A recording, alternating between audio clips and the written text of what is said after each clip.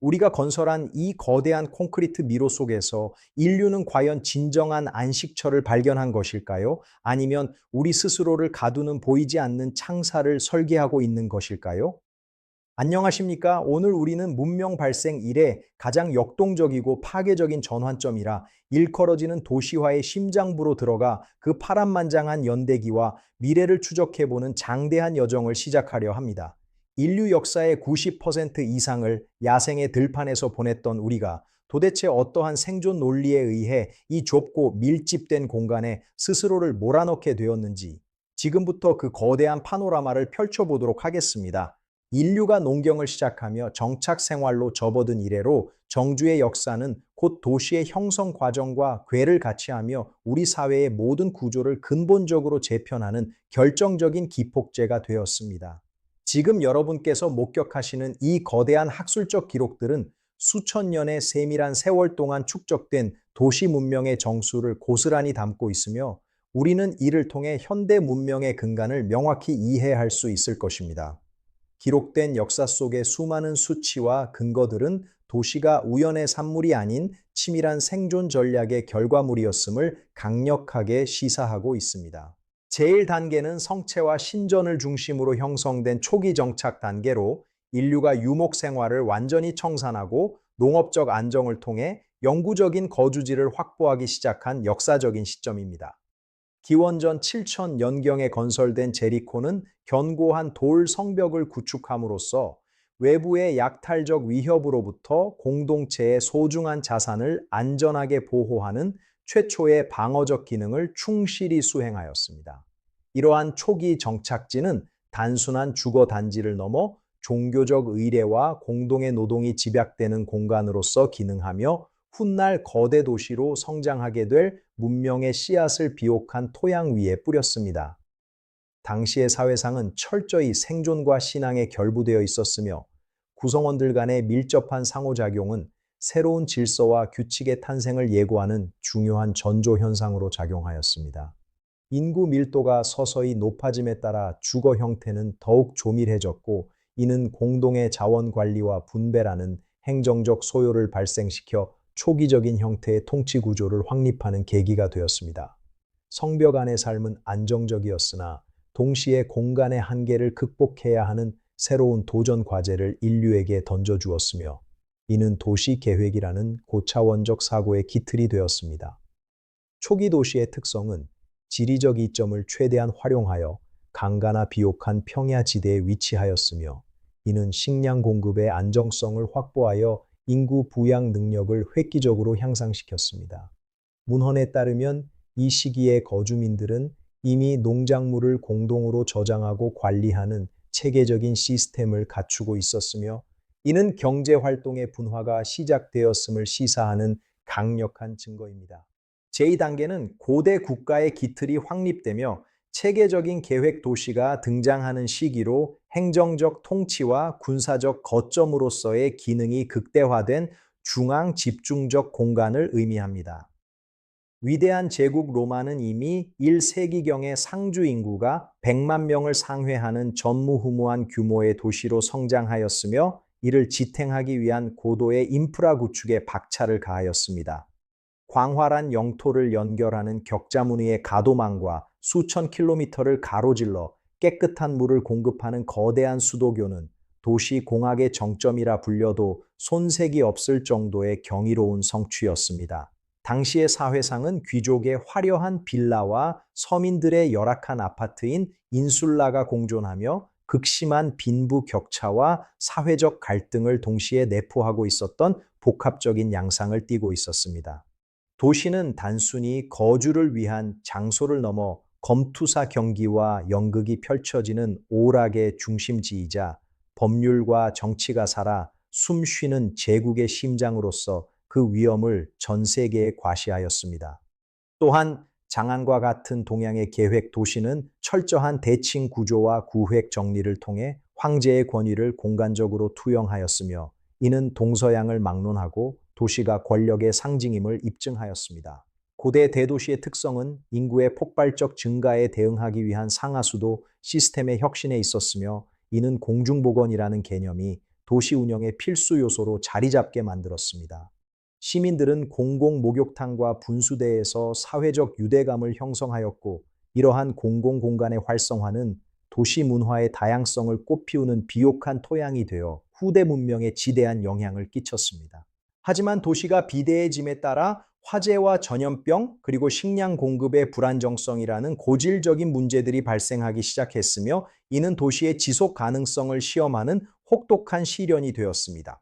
그럼에도 불구하고 고대 도시가 보여준 정교한 배치와 관리 시스템은 현대 도시 계획의 이론적 토대가 되었으며, 인류가 도달할 수 있는 집단적 성취의 극한을 생생하게 보여주었습니다. 이 시기에 도시들은 각 지역의 역사성을 대변하는 기념비적인 건축물들을 남겼으며, 그것은 수천 년이 지난 지금까지도 우리에게 고대인의 지혜와 도시적 열망을 증언해주는 소중한 유산으로 남아 있습니다. 로마의 포럼에서 이루어지던 활발한 토론과 정치적 결단은 도시가 민주주의와 법치주의의 요람이었음을 알려주며, 이는 현대 사회의 근간이 되었습니다. 제국의 전역에서 몰려든 다양한 민족과 문화가 뒤섞인 로마의 거리는 오늘날의 다문화 메트로폴리스와 놀라울 정도로 닮아 있으며, 도시의 개방성과 포용력을 상징합니다. 고층 아파트의 원형인 인슐라에서는 이미 층수 제한과 소방 규제가 논의될 정도로 도시 관리의 체계화가 이루어졌으며, 이는 현대 건축 법규의 시초라고 할 수 있습니다. 빵과 서커스라는 통치 전략은 거대한 도시 인구를 통제하고 관리하기 위한 정치적 장치였으며, 이는 도시가 권력 유지를 위한 핵심적인 무대였음을 다시 한번 확인시켜 줍니다. 잘 정비된 하수 시스템은 당시 기술력의 결정체로서 수만 명의 인구가 밀집해 살 수 있는 최소한의 위생 조건을 충족시키며 도시의 생명 연장에 기여하였습니다. 광장에 세워진 승전비와 거대한 조각상들은 도시의 주인인 황제의 업적을 찬양하는 시각적 도구였으며, 도시 공간 자체가 하나의 거대한 선전 창구로 활용되었습니다.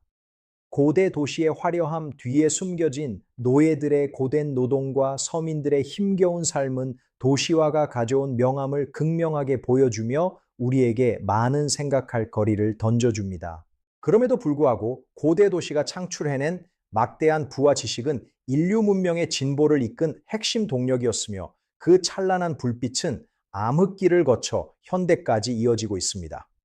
인류는 이제 고대 도시의 장엄한 유산 위에 서서 더욱 복잡하고 역동적인 중세 상업 도시와 산업혁명의 폭발적 성장을 목격할 준비를 마쳤습니다. 제3단계인 상업 도시의 번영은 11세기 이후 유럽의 봉건 제도가 쇠퇴하며 시장 경제가 활성화된 시기로 무역 항구를 중심으로 부를 축적한 자유 시민 계급이 등장했습니다.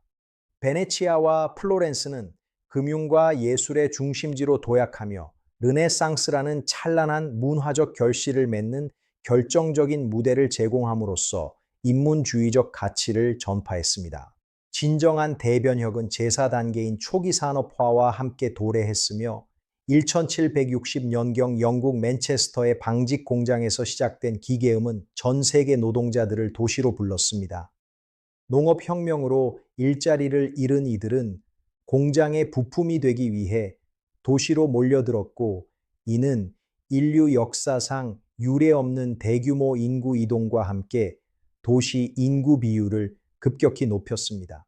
저단계인 고도 산업화 시기에는 런던과 뉴욕이 세계 자본의 중심지로 기능하며 마천루의 숲을 이루었고, 철강과 전기의 보급은 도시의 물리적 한계를 수직으로 확장했습니다. 엘리베이터의 발명은 인간의 생활권을 하늘 높이 끌어올렸으며, 지하철은 땅 밑으로 거대한 혈관을 만들어 수백만 시민을 빛의 속도로 실어 나르는 맥박이 되었습니다. 제6단계에서는 자동차 시대의 개막과 함께 도시의 평면적 확장이 가속화되는 교외화 현상이 나타났으며, 이는 도심 공동화와 환경 오염이라는 새로운 사회적 비용을 발생시켰습니다. 사람들은 번잡한 도심을 떠나 쾌적한 교외 주택 단지로 이주하기 시작했고, 이러한 현상은 도시의 경계를 모호하게 만들며 관격 도시권이라는 거대한 콘크리트 띠를 형성했습니다. 제7단계는 인구 1천만 명을 상회하는 메가시티의 출현으로 1930년 뉴욕을 시작으로 동경과 멕시코 시티 등이 차례로 거대 도시의 반열에 오르며 지구 지도를 다시 그렸습니다. 현재 전 세계에는 30개 이상의 메가시티가 존재하며 이곳에서 발생하는 막대한 에너지 소비와 폐기물 문제는 지구의 생태적 한계치를 위태롭게 압박하는 위협 요소가 되었습니다. 제8단계는 제조업 쇠퇴 이후 정보통신 기술을 기반으로 하는 탈산업화 도시, 재생 단계로 쇠락하던 공장지대가 예술가의 작업실과 IT 기업 사무실로 탈바꿈했습니다. 마지막 제구 단계인 메타시티 시대는 전 지구적 네트워크로 연결된 초고밀도 도시 시대를 의미하며 도쿄와 델리 같은 거대 도시들이 실시간으로 정보를 교환하며 세계 경제를 주도합니다.